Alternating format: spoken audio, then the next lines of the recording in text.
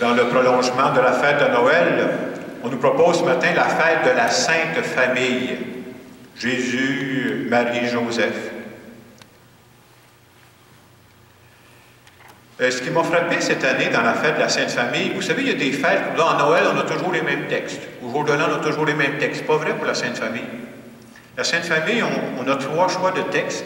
Et ce qui m'a frappé, moi, cette semaine, quand je préparais pour la fête de la Sainte Famille, je trouvais que ce qui ressortait très fortement dans les passages qu'on a lus, on voulait nous dire que pour fonder une famille, ça demande beaucoup de foi. Le problème, nous autres, quand on pense à la foi, on a juste une vision de la foi. Elle est vraie, là. Il y a plusieurs facettes à la foi. Nous autres, quand on pense à foi, on pense quand on est assis dans l'église, ou qu'on est à genoux, puis on a la tête à midi moins 10. Là. Ça, c'est une façon de vivre la foi. Elle est bonne, cette façon-là. Mais la foi, ça ne se vit pas juste quand on est à l'église. La foi, ça se vit dans la vie ordinaire. On pourrait dire, c'est quoi la foi dans la vie ordinaire? C'est la force qui nous permet d'avancer quand on ne sait pas ce que l'avenir nous réserve. Et ça, on a l'occasion de le pratiquer très souvent. On n'y pense pas toujours dans ces moments-là, on ne pense pas toujours à Dieu, mais Dieu pense à nous dans ces moments-là. Et pour nous montrer des exemples de foi ce matin, les différentes lectures qu'on a nous montrent des personnes qui ont choisi d'avancer dans la foi, dans la vie ordinaire. Alors, dans l'Évangile, bien entendu, on nous présente Marie et Joseph qui vont présenter Jésus au temple. Pourquoi ça leur demande de la foi? Ils vont présenter Jésus au temple, mais sans savoir ce que la vie de ce Jésus-là leur réserve. Ils ne savaient pas d'avance, là. Qu'est-ce qui va arriver avec Jésus? Ils ne savent pas. Ils présentent tout ça à Dieu. Et de fait, la suite nous montre que ce que Jésus va vivre, ça va les surprendre, s'il vous plaît. Ils ne s'attendaient pas à ça. Mais ils ont fait confiance pour avancer. Dans les 2 premières lectures, on nous parle aussi d'Abraham. Abraham, c'est quelqu'un qui justement a eu cette foi qui lui permet d'avancer sans tout savoir. Et je trouve que la phrase qui résume le mieux la foi d'Abraham, c'est de dire, c'est dans la 2e lecture, on dit, il partit sans savoir où il s'en allait. Ça, pour moi, là, c'est vraiment ça, la foi. La foi, c'est accepter de ne pas tout contrôler. Je fais ma part, là. Mais pour le reste, je fais confiance. Ça, c'est la foi vécue dans l'ordinaire. Et je pense à vous, pour la majorité d'entre vous qui avez fondé une famille, est-ce que ce n'est pas ça que vous avez vécu au début? Au tout début, tu commences, là, tu veux fonder une famille. Est-ce que tu sais d'avance qu'est-ce qui va arriver? Les détails, comment ça va se passer? Tu ne sais rien de ça. Et c'est ça que j'appelle la foi appliquée à la vie. On n'est pas dans une église dans ce temps-là, là. Mais la foi, elle se vit à ce moment-là. Et pour toutes les personnes qui ont dit ça, je dirais, bien, chapeau à vous. C'est un très bel exemple de foi. Vous pouvez être fiers de ça. Et je rencontre des fois des couples qui me disent, quand ils regardent leur vie, hein, quand ça fait 30 ans que tu as fondé ta famille, 40 ans que tu as fondé ta famille, les gens disaient, hey, vous savez, là, pour faire ça, quand on regarde ça par après, il faut être un petit peu innocent. Hein. Mais moi, j'aime souvent dire, c'est une belle innocence. Parce que le contraire de ça, ça serait quoi? C'est de dire, de peur qu'il arrive de quoi? Bon, on fait rien. On ne bouge pas, sortez pas dehors en sortant d'ici, là. Peut-être vous allez vous faire frapper. Hein. On peut marcher sur la peur. La foi, c'est ce qui permet d'avancer sans contrôler tous les aspects de l'avenir. Je ne dis pas qu'on laisse tout tomber, mais... Et c'est vrai dans toutes les situations, là. Moi, je dirais, je n'ai jamais fondé une famille, dans mon cas, c'est pas arrivé, là. Mais le jour où tu décides de devenir prêtre, là, est-ce que tu sais d'avance tout ce qui va se passer dans les moindres détails? Ben non. Je me dis, ben moi aussi, là, pour devenir prêtre sans savoir tout ce qui se passe, il faut être un peu innocent au début. Je suis content d'avoir été innocent. Quand je préparais mon homélie, je me suis dit, j'espère que ce n'est pas la seule partie de mon homélie qui vont reconnaître que Jacques est innocent. Le message est ailleurs. Mais c'est vrai qu'il faut faire confiance à la vie, hein? C'est ça qu'on veut nous dire. À l'occasion de la fête de Noël, je pense qu'on a tous vécu des rencontres dans nos familles. Puis souvent, il y a des gens qu'on n'a pas le temps de voir pendant toute l'année, en tout cas assez souvent. À l'occasion de la fête de Noël, moi, dans ma famille, une de mes sœurs qui nous a donné à chacun de mes frères et sœurs une feuille sur laquelle il y avait 2 photos de mes parents. Une première photo, mes parents, ils ont 18-19 ans. Ils commencent à sortir ensemble. Puis la deuxième photo qu'elle nous a mise, c'était mes parents qui sont photographiés après, ils fêtaient le 40e anniversaire de mariage. Et je pensais à ce que je vous disais tantôt, la foi dans la vie, là.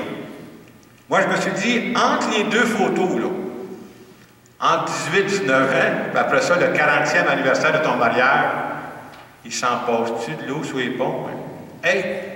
Il s'en passe-tu des choses que tu n'avais pas prévues?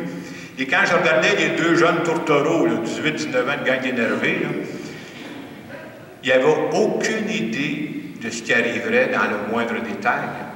Puis si on leur avait dit, c'est ça qui va arriver, ils auraient dit, oh, pareil, ça les aurait mis ses breaks. Hein. Une chance, ils n'ont pas été ses breaks, parce que je ne serais pas là aujourd'hui.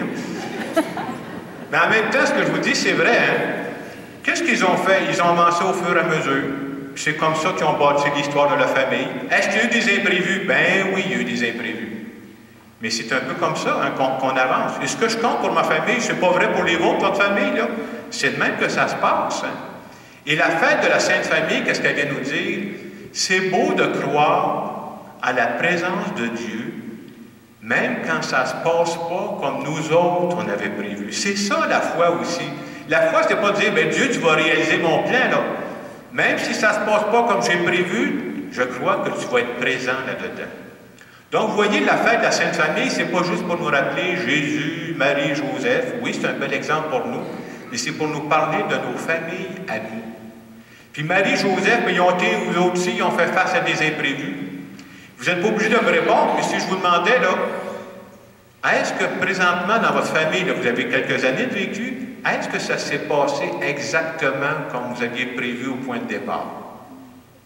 Ben, je me doute pas mal c'est quoi la réponse. C'est non. C'est pas de même que ça marche.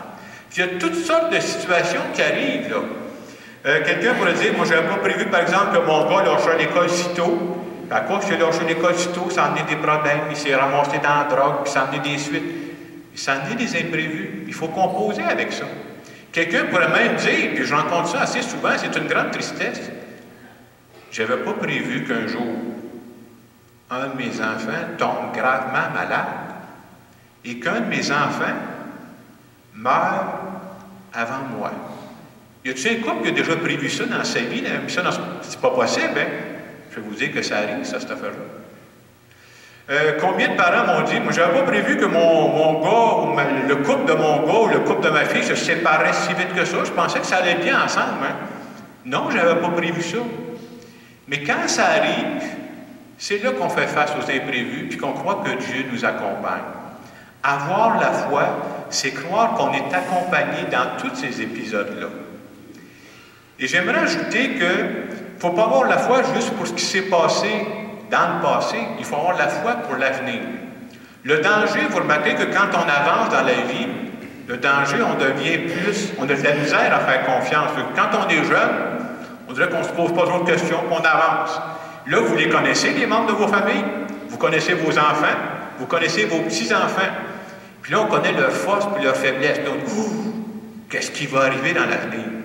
Mais en cette fête de la Sainte Famille, on peut dire à Dieu, hey, je t'ai fait confiance quand j'étais jeune, je rechoisis de te faire confiance, je ne sais pas ce qui s'en vient, mais j'y crois que tu vas les accompagner. Je crois que même à travers les erreurs, à travers les faiblesses, tu vas les aider à grandir, puis ils vont faire leur chemin, eux autres aussi. Alors, c'est ce qu'on veut faire ce matin à travers cette fête de la Sainte Famille. Et j'ai pensé faire une prière pour nos familles. Le pape François a composé une prière. Et juste avant de faire cette prière-là, j'aimerais que vous preniez un moment de silence pour voir présentement dans vos familles, c'est quoi les choses qui se passent qui n'étaient pas prévues? Y a-t-il quelqu'un dans votre famille qui dit « Ah, je n'avais pas prévu qu'il y aurait un problème de santé. Je n'aurais pas prévu qu'il y aurait tel obstacle qu'on aurait à faire face. Je n'aurais pas prévu qu'il y aurait parfois une tension. Dans une famille, il y a des tensions, là. Je peux avoir une tension avec un de mes enfants. Je peux avoir, entre mes enfants, il peut y avoir des tensions. Je n'avais pas prévu ça. Prenons quelques secondes pour présenter ça à Dieu. Ensuite, je vais faire la prière que le pape nous propose pour cette fête.